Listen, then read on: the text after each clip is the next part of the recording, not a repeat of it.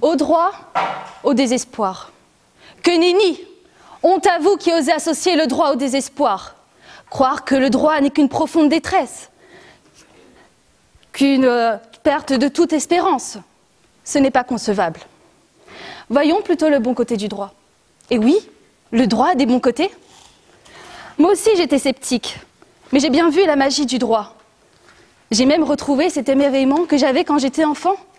Oui, j'étais émerveillée devant le sadisme du prof d'institution de l'Union européenne à la découverte d'un sujet que l'on n'avait jamais traité. J'ai pu voir que cet émerveillement était aussi présent dans tout l'amphi, voyant mes chers camarades, les larmes aux yeux, commençant avec émotion ce devoir. Le droit n'est certainement pas synonyme de désespoir.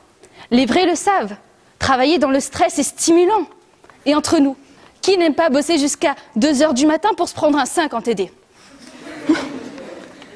Non, le droit n'est pas synonyme de désespoir. Et c'est là que l'on voit que le droit est magique.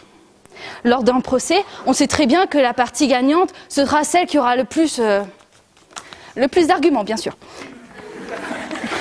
Aussi, en responsabilité civile, on sait que si quelque chose nous embête, on peut toujours engager la responsabilité de chaque personne. Vous avez commis un crime, vous hébergez des terroristes, pas de problème, vous serez relaxé. Au pire, plaidez la démence. C'est la tendance du moment. Toutefois, à ces personnes qui resteraient sceptiques après ce plaidoyer et continueraient de critiquer le droit, disant qu'il ne mène qu'au désespoir, cherchant toujours, derrière chaque acte, un complot disant que la France part à sa perte parce que les politiques n'utilisent le droit à leur mauvais escient. Vous ne pouvez vous en prendre qu'à vous-même sur le fait d'avoir mis une personne au pouvoir n'ayant pas fait de droit. Macron voulait mettre le peuple en marche et s'est dit que sur un malentendu, ça peut passer. Mais la France n'est plus telle que nous l'avons connue. Ce n'est plus la France, mais la souffrance. Rendant ainsi la France le seul pays au monde à utiliser un conditionnel passé qui ne sert qu'à dire « j'aurais pu ». Ah, si j'avais su. Et si tout ne s'était pas ligué contre moi, j'aurais pu.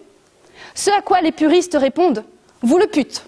Mais encore aurait-il valu que vous le suciez.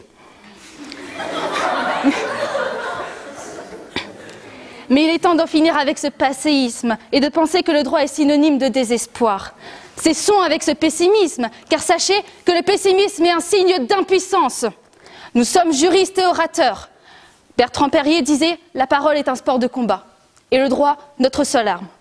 Tournons-nous vers le futur et regardons le droit tel qu'il est vraiment.